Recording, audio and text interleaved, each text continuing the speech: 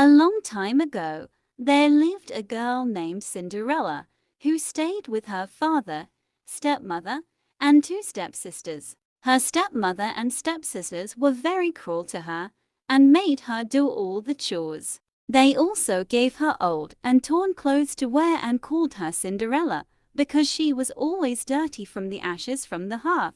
Cinderella was very unhappy, but she never whined or lost hope. She dreamed of a better life and a kind prince who would love her for who she was.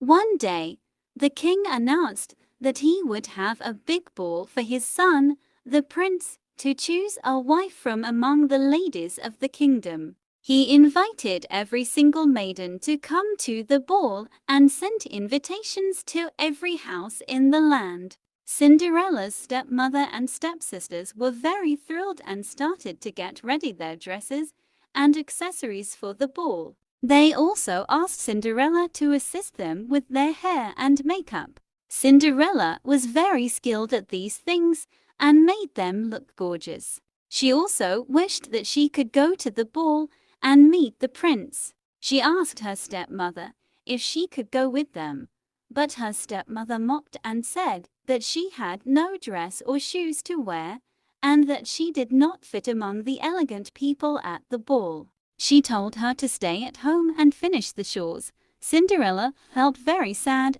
and cried in her room. She wished that someone would help her and make her dreams come true. All of a sudden, she heard a voice saying, "Don't be sad, my dear. I'm here to help you." She looked up and saw a bright light and a beautiful lady standing in front of her. She was her fairy godmother, who had come to grant her wish. She told Cinderella that she could go to the ball, but she had to be back by midnight, or else everything would change back to the way it was before. She waved her magic wand and turned Cinderella's rags into a beautiful pink dress and a pair of glass slippers. She also turned a melon into a carriage and 4 rats into horses to take her to the ball. She gave Cinderella a hug and told her to have fun and remember the time limit. Cinderella thanked her fairy godmother and got into the carriage. She was very happy and excited to go to the ball. The carriage took her to the palace, where the ball was held. She entered the ballroom and everyone was astonished by her beauty and elegance. The prince saw her and was charmed by her. He invited her to dance with him, and she accepted. They danced all night and fell in love with each other. They were unaware of the time going by. Cinderella was so happy that she forgot about her fairy godmother's warning. Suddenly, she heard the clock striking 12. She realized that she had to leave and ran away from the prince.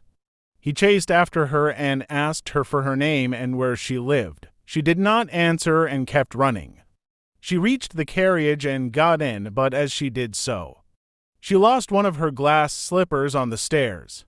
The prince picked up the slipper and said that he would find her and marry her no matter what. He tried the slipper on every girl in the kingdom, but none of them fit. He finally reached Cinderella's house and tried the slipper on her stepmother and stepsisters, but they also did not fit. He asked if there was anyone else in the house, and Cinderella's stepmother said no. But then he heard a voice singing from upstairs, and went to see who it was. It was Cinderella, who had been locked in her room by her stepmother. She came down and tried the slipper on, and it fit perfectly. The prince recognized her as the girl he had danced with at the ball and hugged her. He asked her to marry him, and she agreed. They got married. She went with him for a short time, and they lived happily ever after.